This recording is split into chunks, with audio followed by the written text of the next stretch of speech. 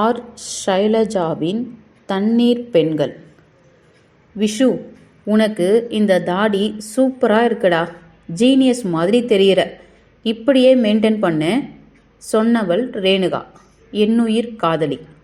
Ice cream சாப்பிடலாமா என்றேன். பாராட்டினதுக்கு ட்ரீட்டா? பெரிய கப்பா வாங்குடா, அல்ப்ஸ் மாதிரி 5 ரூபாய் ஐஸ்கிரீம் வாங்கி கொடுத்து நக்க விட போற என்றாள். சொல்லிக்கொண்டே இருந்தபோது ஜிலு ஜிலுவென்று சாரல் அடிக்க, வரியா, உள்ள போய் உட்கார்ந்துருக்கலாம் என்றேன்.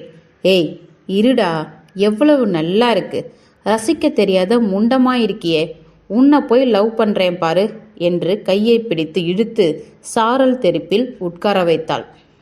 பிறகு ஒரு நாள், விஷால், முதல்ல இந்த தாடியை எடுப்பா, பிச்சைக்கார மாதிரி இருக்கு. ரேணுகாவேதான். ஐஸ்கிரீம் சாப்பிட்றியா என்றேன்.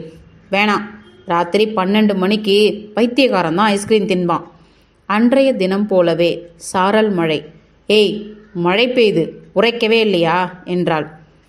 இல்லை, இது நல்லா இருக்கு, நாளைக்கே ஆஃபீஸ் இருக்கு தெரியுமில்ல, ஜுரம் வந்து படுத்தா யார் இங்கே அவசப்படுறது, முதல்ல எழுந்து உள்ளே வா. என்ன ஆச்சு ரேணுகாவுக்கு? வேற ஒன்றும் இல்லைங்க, கல்யாணம் ஆயிடுச்சு, எனக்கும் அவளுக்கும்.